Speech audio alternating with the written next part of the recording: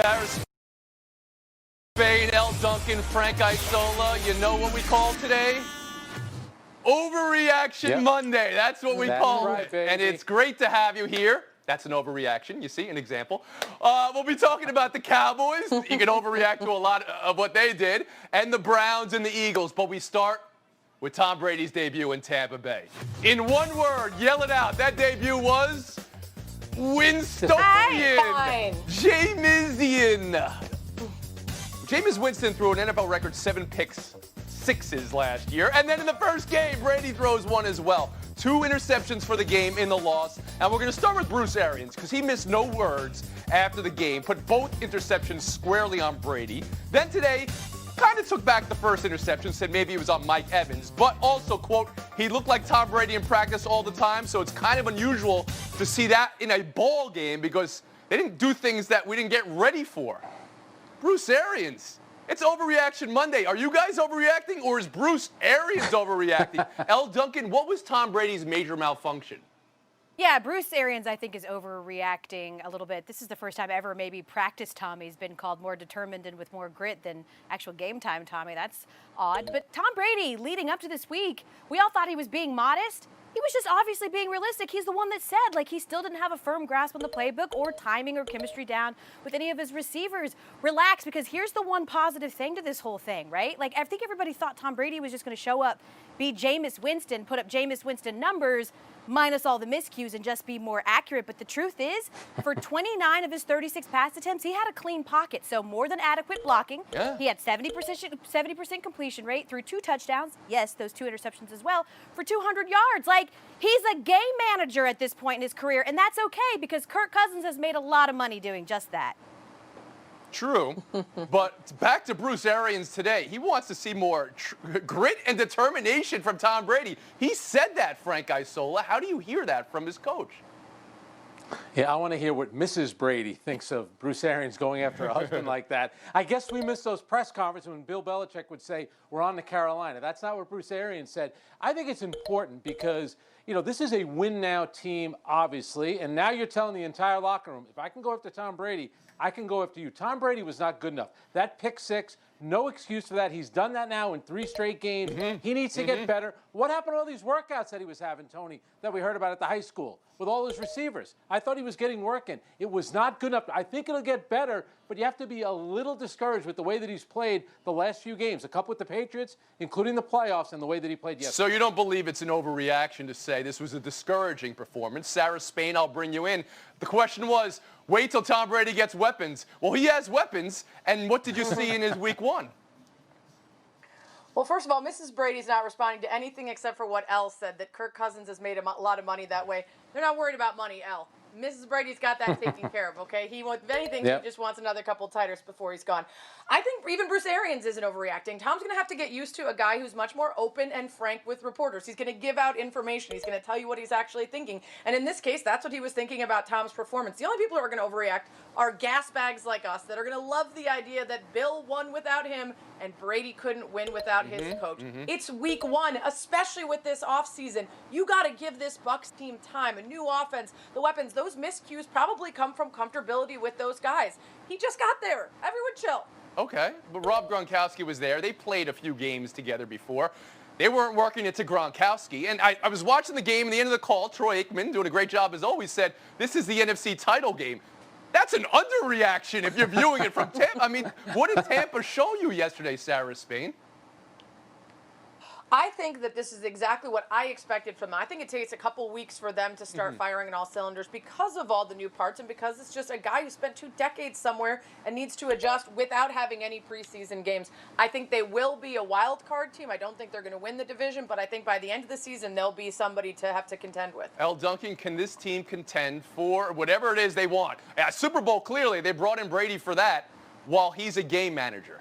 They can, unless, of course, happens yesterday and continues to happen, which is the running game let them down. That's what Ronald Jones can't have 66 yards. Tom Brady doesn't have it anymore to be a one-dimensional offense and do what they expect him to do and lead them to a Super Bowl. That run game has got to step up, and they did not yesterday. Wow. Is that what you would have said last year if a quarterback on Tampa Bay threw a pick six? Spoiler alert, he did 7 times, and they lost the game? No, everybody would have blamed Jameis Winston. Last word, Frank Isola.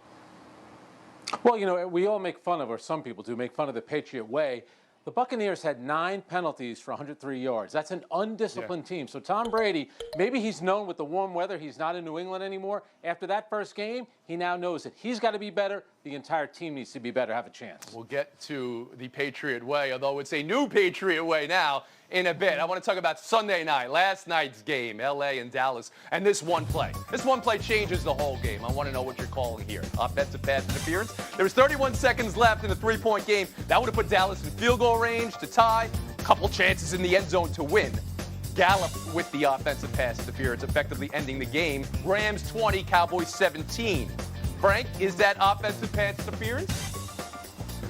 You know, to me, Tony, that looks like standard wide receiver, defensive back, jostling for position on that one. You know, I give the referee, Tony Correnti, credit. He came out and said after the game, it's clear and obvious.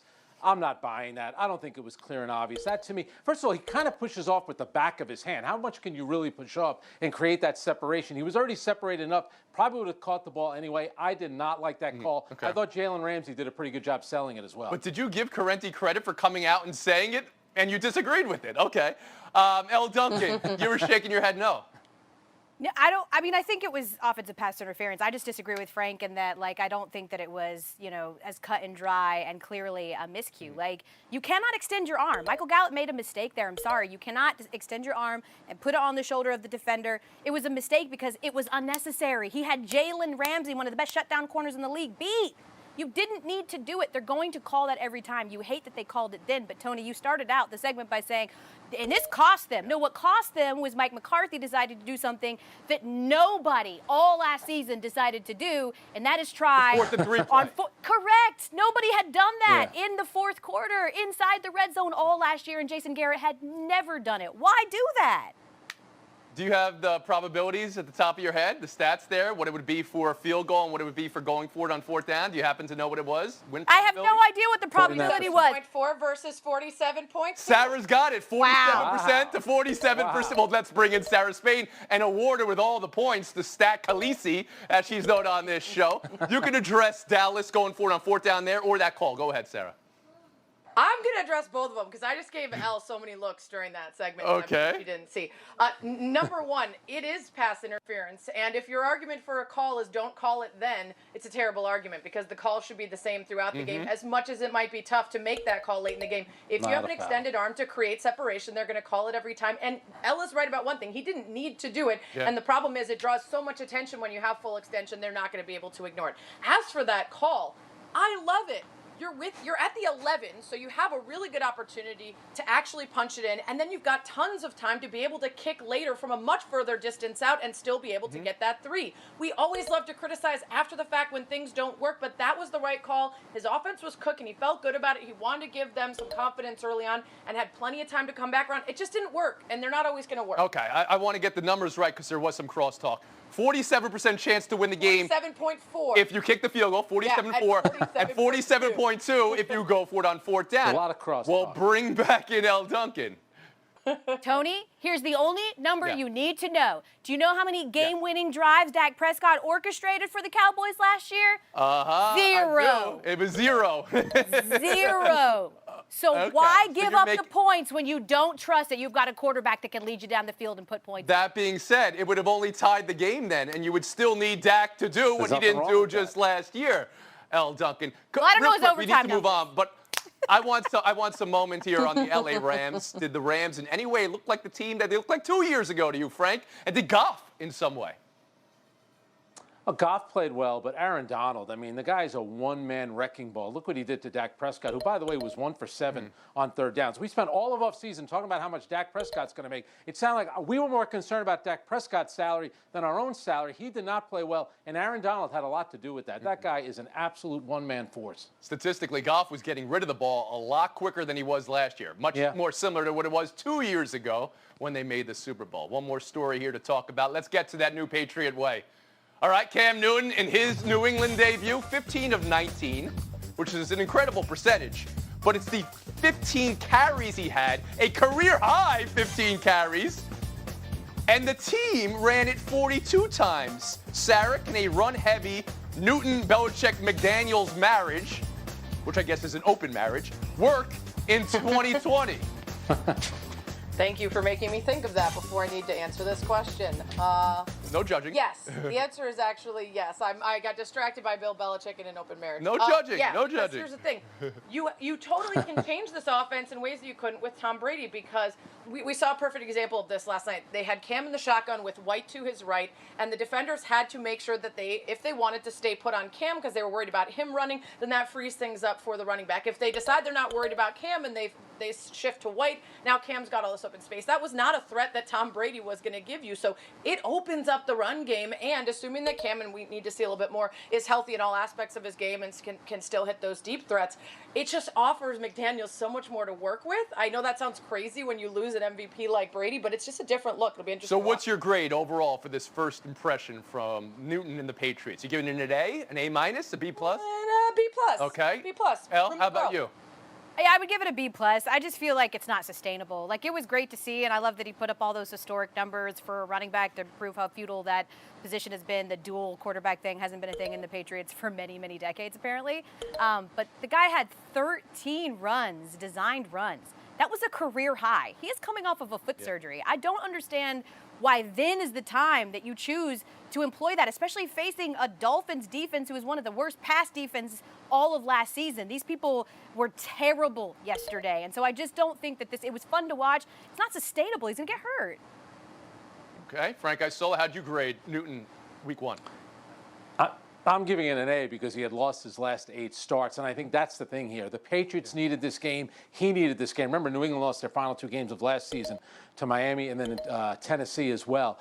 But running 15 times to a guy, to Elle's point, who has spent so much time injured, yes, it can work for 1 week. They're going to have to mix it up a little bit more than that. When he's running and getting hit like that, you could tell that he was enthused, he was into it, but for 16 games, be very careful playing like that. Time to find out what we messed up, Stat Boy. Well, it was me. Stat Boy messed it up. It's second most of Cam Newton's career, 15 runs. He once went above that number. All right, taking a break right here. Pete Carroll, a revolutionary idea. Let Russ throw the ball. And the sneakiest, most dangerous team in the NFL this year, the Arizona Cardinals. Stick around. Welcome to Cincinnati, Joe Burrow. His touchdown run was a designed play, and it was beautiful. His turnover in the fourth was not designed. It was not beautiful.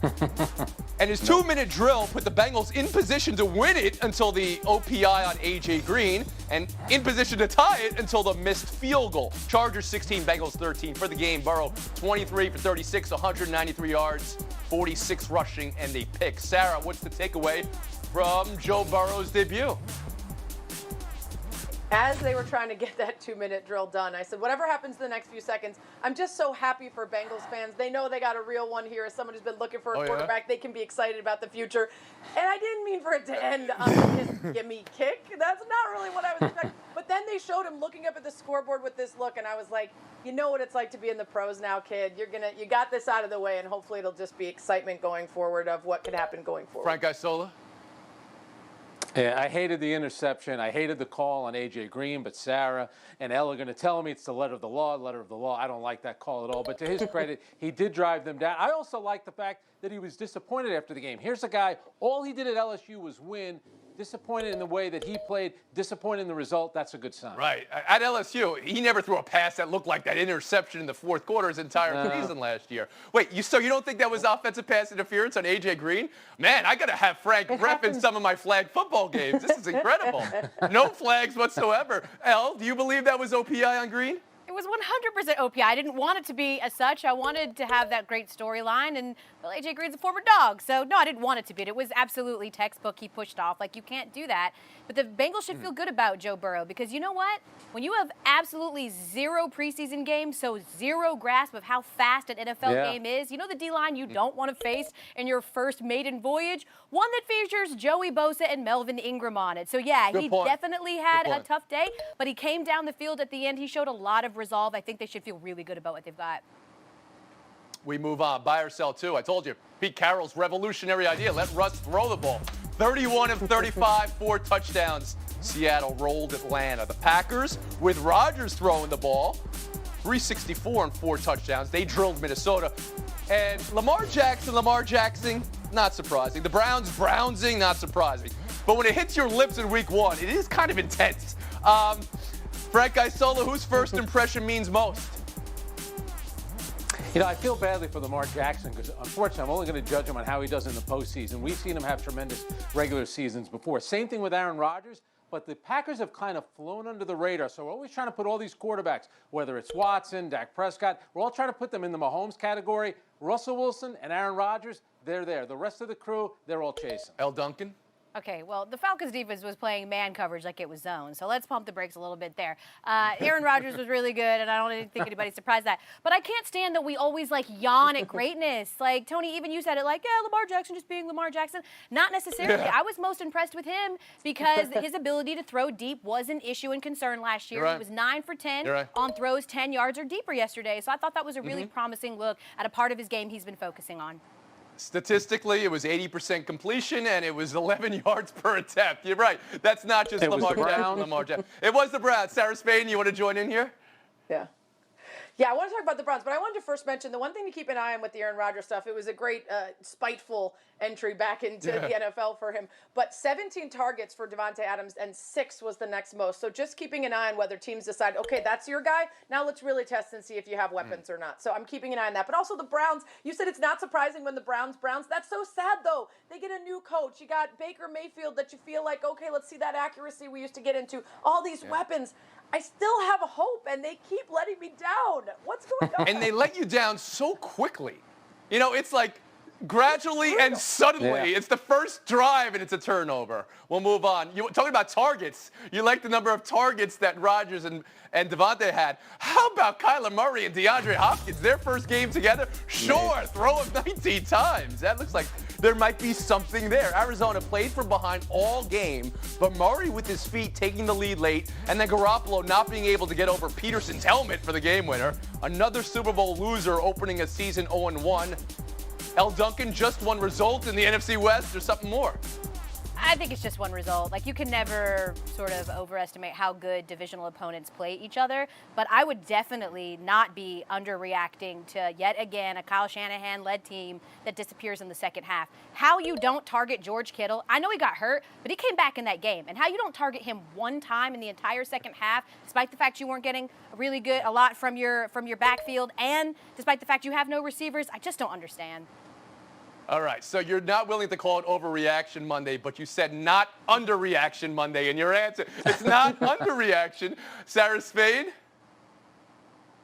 I'm going to go with also level-headed and even-keeled reaction on this. It was exciting. I am so pumped to see a guy with the athleticism and the feet of Kyler Murray paired up with a guy like DeAndre Hopkins who's so explosive. I think it's going to be super fun. I think they're going to be in it. But again, I think that's a really tough division, and I don't know if they're quite ready to take that next step to being a playoff They just beat the team that made the Super Bowl last year. Frank, was this more about Arizona or San Francisco? Well, I hated the play calling from San Francisco late in the game, but I'm trying to butter up to you, so I'm going to jump on the Arizona bandwagon as well. When you have two receivers like Hopkins and Fitzgerald, that's pretty darn good. Two good guys to surround a young quarterback with, absolutely. Oh, man, you're telling me you're buttering up to me. That'll get you everywhere. I mean, come on now. Kyler Murray, how could you not be in love with him in his second year? That was enough to pass Sarah Spain in the right lane, Frank Isola. Sarah, give us a goodbye. I can't believe he admitted his tactics. L. Duncan, Frank Isola showdown in 2 minutes. When they blew their 16-point lead in Game 5, it was under cover of Celtics-Raptors Game 7. When they blew their 19-point lead yesterday afternoon, it was under cover of Week 1 NFL. But there is nothing that can hide that the Clippers are collapsing right now, and the Nuggets have a renaissance. Frank Isola, why and how is LA blowing this? It's amazing. Jokic has been terrific for Denver, but the Clippers, who have never, ever, ever, ever been in the conference finals, that is the worst loss in franchise history. They better win tomorrow. L? Well, the Clippers are losing in part because Doc Rivers stubbornly will not take Montrezl Harrell out towards the end of these games. He is a minus 60 and a huge liability, and for absolutely no reason, he keeps just trying to make that work. Calling out Doc Rivers.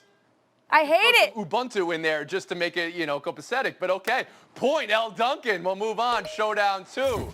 Football team wins. It's an actual, accurate headline from the NFL Week 1. Carson Wentz, 3 turnovers. Washington gets the W. And how the Bears came back on Detroit. 3 fourth-quarter touchdowns from Mitchell Trubisky. Stafford, the interception late. But then the touchdown pass later that was dropped in the end zone. Was this about Washington and Chicago's wins or Philly and Detroit's losses, El? Yeah, I think it's more about the losses. I mean, Carson Wentz just started doing his version of duck hunt, throwing ducks up there, and the Lions had a chance to win if DeAndre Swift catches that ball. Mm-hmm. Somehow, Nick Foles is involved with all of this because they thought about bringing him in at halftime of the game. Maybe he should still be on the Eagles, but Carson Wentz, that's bad. Unbelievable. Wow. Philly is still having this debate and this conversation. You're right about that, Frank Isola. Points. Isola, that's the tiebreaker. 30 seconds of FaceTime goes to Frank Isola. Wow, there we go. Hey, in New York, guess what just finished up? The U.S. Open. Unfortunately, no fans here, but what a show this week. You had Djokovic get kicked out. You had Serena lose in the semis, but in the finals, Naomi Osaka, after dropping a set 0-2 in the second set, came back and won. And then how about Dominic Thiem? Rallies from losing the first 2 sets for his first major victory. Really incredible U.S. Open. Osaka dropped a set early. She dropped the mic when she won with Tom Rinaldi. That was the best post-match interview I've ever heard in my life.